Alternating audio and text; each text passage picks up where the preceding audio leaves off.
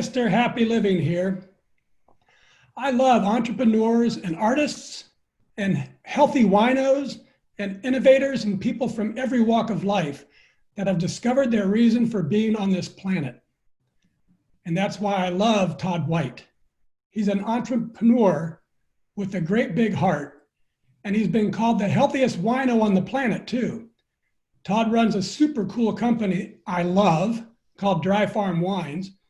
They deliver every month right to my doorstep the highest quality, sugar-free, additive-free natural wines that don't cause me headaches or hangovers. Seriously. So Todd, welcome to the Something Significant show, broadcasting from WYTV7 in the beautiful Queen City, Charlotte, North Carolina. Well, you're something significant, and I'm broadcasting from Palm Springs, California today.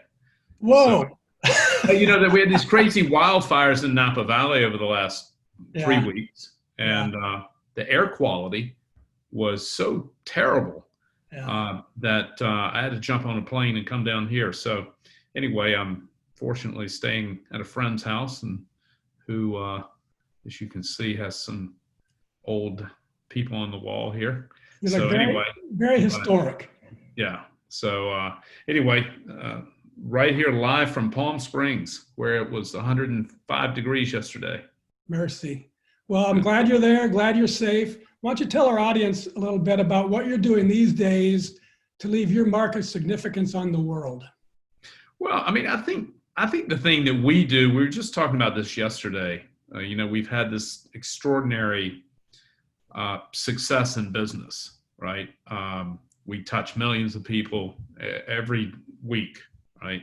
Through media but we talked about that really our commitment to collective and connected consciousness and meditation is really what we believe is the single most important thing that we do.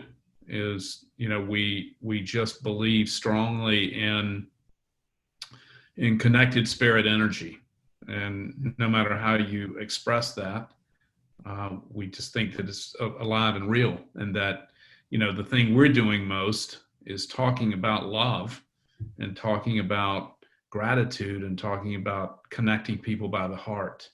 And that's really, and we're in the wine business, but we're really in the business of connecting love.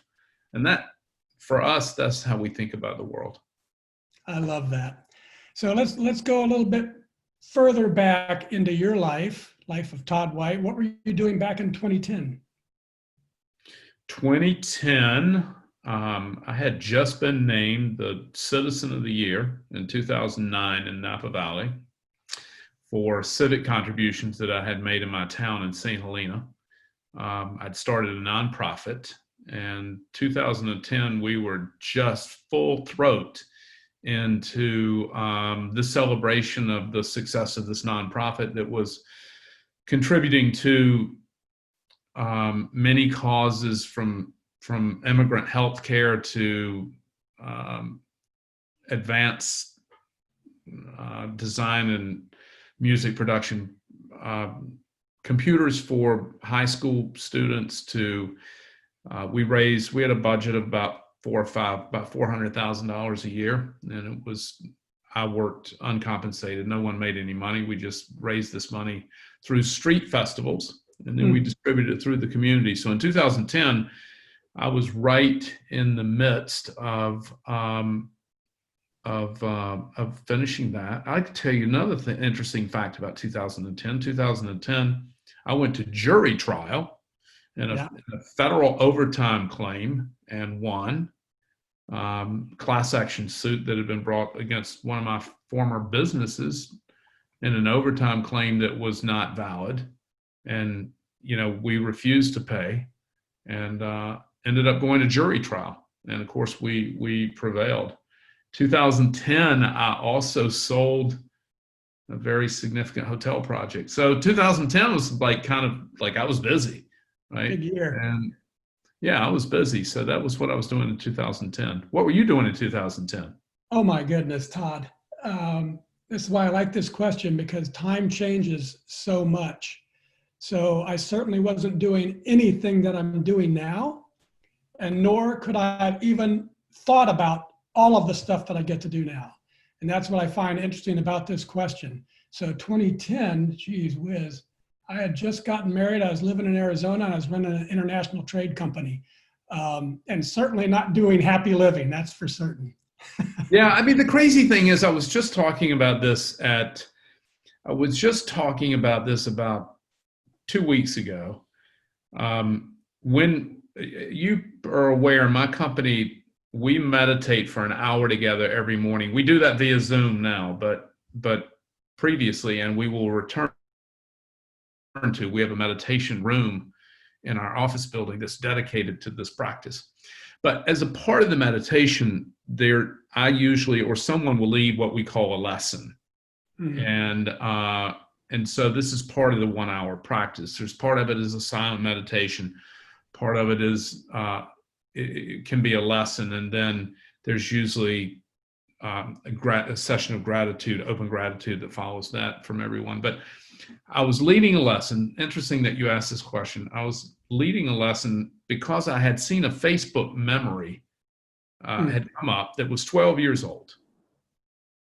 And I work, as you know, I have about 60 employees, but most of them are in their 20s. And the oldest are in their early 30s, except for me. And one other lad who's in his 40s. But other than that, they're all in their 20s. And, to explain to them what 12 years of an adult life means is very difficult, right? And so we talked about the monumental change and progress and shift that can happen in 12 years of an adult life, right? Yeah. Yep. An adult life meaning anybody over 40.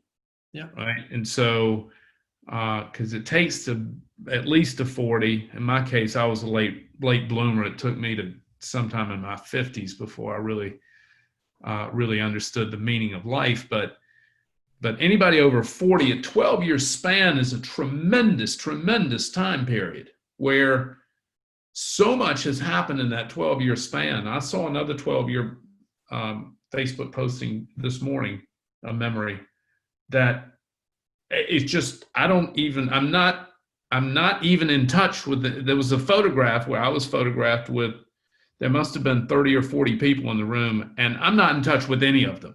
Yeah. Right. I mean, I'm just not in regular touch with anybody that appears in that photograph. That's why I think it's perspective, right? When you put things in perspective, and it's like you start a new company or you start a new marriage or you start this or that, and you want to get all the way to the end quickly, but it takes time. And if you let time happen, it takes you all kinds of very interesting places, especially if you're doing it mindfully, I think. Yeah, well, death is the destination. Death is the only destination you're going to meet, right? And so, so many people put off things that they want to do, or aspirations they have, or dreams that they have, or places they want to move, or jobs they want to quit, or things they want to start because they're not ready yet, right? Yeah. And so it's the journey. I mean, what you learn as an adult is that once you evolve, it's the journey that matters, because the destination is going to be death, right? It's the journey that matters. And so most people are waiting or putting something off. I'll do what I really want to do when I make enough money to quit doing what I don't want to be doing, right? Or when I save enough money, or I'll do this when this happens, or, when we just allow things to happen and we invite that abundance and we invite freedom, and the other side of every fear is freedom, right? And so we talk a lot about that. We talk a lot about, the space. It's that space is where your power and your inspiration is in that space, right? That between when you experience something and your reaction to it, that space is your freedom and your power, right? And we just have to act and take that first step. Success, Paul Harvey said, I hope one day that you would know who Paul Harvey is, but probably many of your listeners would. I hope one day to be esteemed enough to ask the secret of success, to which I will reply, I got up when I fell down. And that, and if we're not falling, we're not doing enough, right? And so it's this, as I tell my people, I say, the key to a well-lived life, I think there are three keys to a well-lived life: love more, live gently, and release the things that are not meant for you. Yeah. Right. Love that. And but in addition to that, a successful life is about having the courage to get back up and put one foot in front of the other. Yeah. Right. Start going again. And it's hard sometimes. I've been there when it just couldn't get up. I have failed in some grand ways, right? When I just couldn't get back up. And it just took a little more time than I would have liked to get back up and start putting one foot in front of the other again. Well, let's talk about that space you said where the power is in that space. And one of the things I've been thinking about more lately is there's a difference between earthly power and spiritual power. Earthly power is finite: physical fitness, mental fitness, financial fitness. When you use it, you have to replace it. Earthly power is infinite, spiritual. It comes from inside and it never runs out. The more you use it, the more you have of it. It's like love. In fact, it is love. So talk about one of the issues of significance is doing things that give to others. And you need to have capacity in order to be a giver. So talk about, real quickly, about how you build capacity in your life, whether it's with earthly power or with spiritual power.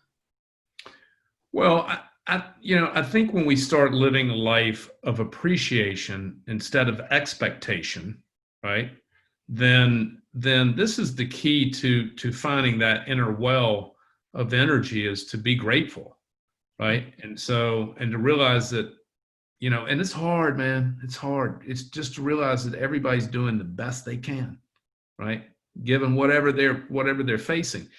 But I think, another real key to that ability to love is to be loved, right? And so love is the common thread that binds us all. We all act in one way or another to love or to be loved. This is the central motivation behind most of what we do. I get commonly asked the question, well, what advice would you give your younger self? And I think this is the key, is self-forgiveness, right? And to love ourselves more, right? And to forgive ourselves for, I think self-forgiveness is probably the beginning of that well, the beginning of that communication, that beginning of that spiritual journey of self-forgiveness, right? And it's, so I mean, that I think we have to focus on self-love. We can't love others, until we love ourselves. Yeah, I've got a great quote that I'm going to share with you when we get in the lightning round that talks right on that point. But that gives us a good start with lots of good stuff, Todd. So let's take a quick commercial break, spread a little love for our sponsors, two awesome companies that Dry Farm Wines and Happy Living. Oh, nice.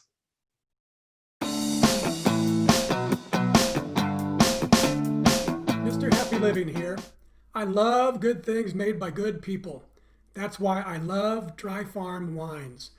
I first met the man known as the healthiest wino on the planet back in 2016. He said his wines don't cause headaches or hangovers, and that he started his company because most wine consumed in the U.S. is highly processed and loaded with unnatural nasties. Like most processed food, it's toxic. That very night, I made a big health decision: toxic wines out, natural wines in. It's been 4 years since I made the switch, and I feel great. Go to happyliving.com and select Partners in Happy to get your first bottle of natural wine for a penny. And I'll donate 8% of every order placed during the entire month of November to WYTV7. Share the gift of natural wine and pour some love this holiday season.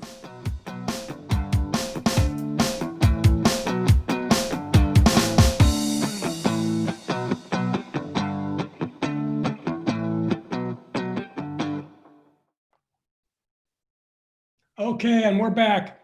and this is the Something Significant show, and I'm Matt Gersper. Hey, viewers and listeners, do yourself a great big health favor. Go buy some Dry Farm wines right after we finish this show. They curate delicious and all-natural wines for me from organic small family farms all over the world. Every night it's fun to open a different bottle of wine, and it'll sure be fun for you too. But now let's get back to my friend Todd White, CEO of Dry Farm Wines, and our co-sponsor for the show for the entire month of November. Todd, welcome back. Thanks. Happy to be here.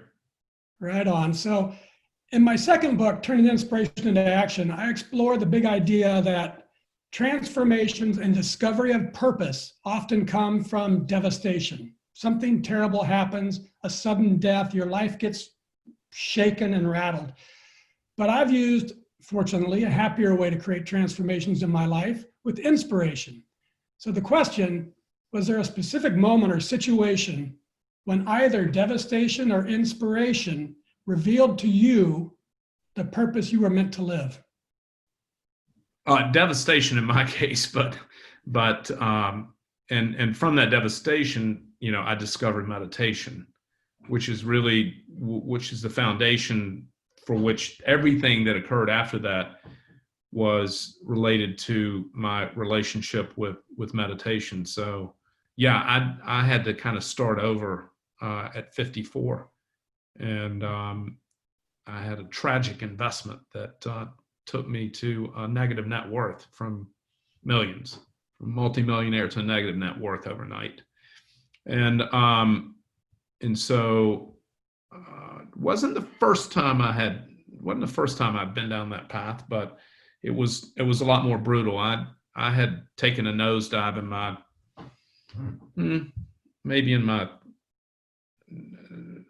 had some struggling businesses in my 30s that eventually I got turned around, but they had struggled for a while and I had sort of gone to zero. But it was different because I was younger and I was also still working, and it was just a struggling business. This was devastating in that I shut down a business and laid 40 people off and lost everything. And then made it all back times 100, So, but it was super easy because of meditation. When we open up the channels to receive abundance. See, most people, when you talk about, your experience, this. I mean, most people use the method of striving to achieve results. And I have also experimented deeply with the concept of striving. But if you tap into the inner abundance, if you tap into your spiritual abundance, then you don't have to strive. You will just thrive by realizing and accepting the gifts that are given to you, right? And so, unfortunately, most people never discover this. And so they spend their whole life, as I did, by striving, clawing, right? And then you've done it. I'm sure you've used the striving method. I've gone back and forth, and I still do. Every time I start to get into just accepting, and then I start working and trying to create things, I say, wait a second, my life's getting harder again. I need to step back and relax and let things come to me. And every time I do it, I feel happier.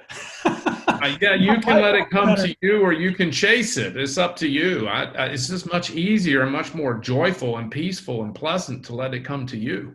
Yeah. Right. And to follow the signals, and just by listening, most of us just don't listen.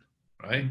I mean, it's like, it'll come right to you. The universe will conspire to serve you if you're not creating the resistance to block it. And striving is resistance.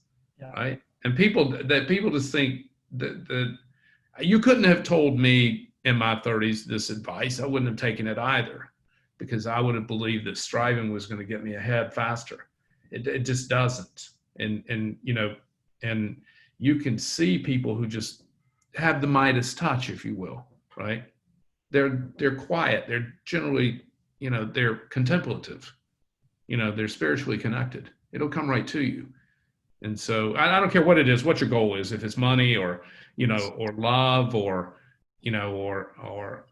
a better relationship with your children, or whatever your goal is. It doesn't, in my particular case, I needed to make some more money, right? But I also going to reconstruct my life based on all the experience I'd had up until that time. The first rule was, I'm not going to do something that I don't love so much. I would be willing to do it for free. Right. Yep. Yeah. And so let's go from there, because how we define significance is doing work you love, with people you love, in places you love, that creates something of value to others. But talk about that last part, when you're actually creating something of value to others. You have created this organization that is purposeful and who lives in love, with wine is just something that's a part of it. How does it make you feel? How does joy come into your life when you're actually giving that to others? Talk about that a little bit. Well, I mean, there's so many. This is a big question, right? I think the most significant thing that I do is the leadership I provide for the 60 young people who work for me, right? That's the most significant thing that I do, is the lessons that I get to teach them, the knowledge that they have that they wouldn't otherwise have, and the opportunities they have they wouldn't otherwise have if they hadn't met me, right? And so that's the most significant thing I do. But also helping wine drinkers enjoy a healthy experience with wine. Look, wine is a very spiritual thing, right? Wine is something you share with people, right? Wine is created for sharing. Todd, I find it very spiritual. Right. Especially when you're talking about natural wine, yes, right? Which has not been sterilized with sulfur dioxide as conventional wines are.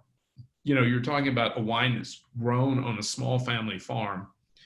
The same grower fermented it, the same person that tends the vines and has a connected spiritual relationship with nature is the same person that fermented the wine. And natural wines are 100% fermented grape juice. There's nothing else in them. There's no additives. There's 76 additives approved by the FDA for the use in winemaking. So a natural wine has not been sterilized with sulfur dioxide. And so it's still alive. You can taste the energy in it, right? And so to share that with other people and the euphoria that comes with, there's something very magical about sharing wine with other people. It's not the same as a beer. It's not the same as drinking liquor. Well, right? let me add something to that, because what the folks don't know, and because of your basing your business on love and connectivity, all the farmers that are growing the grapes and making the wines that you then are pouring for your friends and the organizations that I watch you at shows running around like a madman with 7 bottles of wine, and just, you are on fire with joy. It's awesome to watch. Well, it's a lot of fun to share wine, right? And so I mean, I think, I think that, what our mission, our goal as humans, and this is what's wrong with the world today. Although I think I see glimmers of hope for renovation, but our goal is to share love and create love, right? And not be fearful of love, right? And so many of us are fearful of love. At my company, we use the word love quite often, right, with each other. We describe ourselves, as you know, as a family, right? Mm-hmm. And virtually no one has left, right? In 5 years, almost everyone is still there. There's only been two people that have left, and they moved to other states, right? And voluntarily. We've had a couple involuntary leavings, but not many. Because we meditate every day together. We're grateful for each other, and we spread the message of love among each other. And look, what more can you ask for if you work with people that you love? People you work with, you spend more time with in your own family, yep. Right? And yep. So you ought to love those people. That's another one of the 18 business rules. I won't work with anybody I don't love, and I don't want any customers I don't love, right? Yep. And so I think in Dry Farm Wine's history, we've had to fire just one customer right?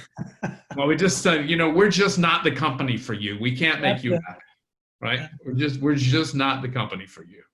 And so spreading love, I think, is our most noble and worthwhile purpose.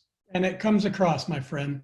Hey, so we're going to have to start wrapping things up, unfortunately. But I love this part of the show. I'm going to read one of my very favorite quotes to you, and then you respond telling us what it means to you. All right. I'm trying to keep it no more than 30 or 45 seconds so we can get through a few of them. Okay? This one's from H. Jackson Brown. Sometimes the heart sees what is invisible to the eyes. I see you, and I see you. I see your heart. That's what I see. Awesome. From Dr. Steve Maraboli, I think that's how you say it. The universe doesn't give what you ask for with your thoughts. It gives what you demand with your actions. Well, thoughts become actions. So I think it all begins in the heart, and it begins with how we think and then leads us into action. Okay. Now you made me think of this one earlier. I just love this. From, I don't know his name, how to say it, Adyashanti. A total acceptance of yourself brings about a total transcendence of yourself. Well, to be true to self is our greatest gift, and to forgive ourselves, because none of us have lived a pure life. None of us have lived pure thoughts. So we have to begin with self-forgiveness. When I first saw that, I was actually writing a post on acceptance. And I saw that quote as I was searching. I always put a quote on top of my post. And I read that and I said, why is it so hard for us to accept ourselves? And it really is. And that's what he's saying. If you can just accept yourself, well, life gets good and it comes to you. And I think that's what you talk about when you say, let it come to you. You're being true and authentic to who you are as a human being. It's true. We're all flawed. We are all flawed, and we have all done some bad things that we're not proud of, right? 100%. We have to get, it starts when, we think we're the only ones who are having these thoughts, and we're living other people's lives from their outside. This is common on social media. I mean, it's like, their outside life, right? Not knowing how tormented they are inside as well. Right. And meditation, which is the primary reason I'm such a fan, meditation allows that silent space, to increase that silence. So the practice of meditation is about increasing the silence and people say, I don't have time to meditate. Well, for the people who don't have time to meditate, they're the ones who need to meditate the most. Yeah. That's right? Like the time management book, right? Or people say, I can't stop thinking. Yeah. Well, the goal of meditation is not to stop thinking. The goal of meditation is to understand silence, right? Understand the authenticity of trueness. Good stuff. One more, a powerful one from Goth. Whatever you can do or dream you can do, begin it. Boldness has genius, power, and magic in it. Begin it now. We have to take that first step. We talked about this early in the show. Most people are waiting for some outside condition to permit them or to motivate them to take an action. The door will not open on its own. You first have to knock. Sometimes you have to tear it off the hinge, but we've got to take action. Mm-hmm. The lack of action is the cause of all complacency. Complacency is the cause of non-progress. 100%. All right, Todd, this has been great. Sadly, our time's running out. Just take a minute or two and share any parting remarks or comments that you'd like to leave with our audience. Well, I've already left you my favorite quote, which is the three most important things in a well-lived life will be how much you loved, how gently you lived, and how gracefully you release the things that are not meant for you. That's it, my friend. Just love more. I love you. I appreciate your time. Appreciate you having me on today. Love you right back. All right, folks, if you can hear my voice and you are inspired by today's show, please donate what you can to WYTV7. They're a 501c3 charitable nonprofit on a mission to educate, empower, and encourage, and they're doing a wonderful job of it. Thank you, my friend. Todd, you are an inspiration and a joy. I love your soulful approach to life and to business and to partnerships and to delicious, all natural dry farm wines too. Thank you. Peace be with you. Right back at you. Thank you, WYTV7, for hosting and promoting our show so we can keep reaching ordinary people ready to create extraordinary lives. A special thank you to our sponsors for the entire month of November, Dry Farm Wines and Happy Living. Remember, folks, the more wine you buy, the more I'll donate. Give some as gifts to your friends too, and pour some love this holiday season. And most especially, thank you, viewers and listeners. You'll find links and websites and social media and all things Todd White. Find him, friend him, buy his delicious wines. They're good for your happiness. I know they're good for mine. From me to you, dear friends, I love you and I want you to be happy. We do what we do on the Something Significant show to inspire you to make the most out of your life, to believe as I do that a better self is always possible today and every day for the rest of our lives. Be bold. If you're dreaming about it, it's time to begin it, for it's on that special path, that one to your dream, your unique and distinctive journey. That's where you'll find the way to make your mark of significance on the world. Till next time, I'm Matt Gersper. You are awesome, and this is the Something Significant show. And we're out.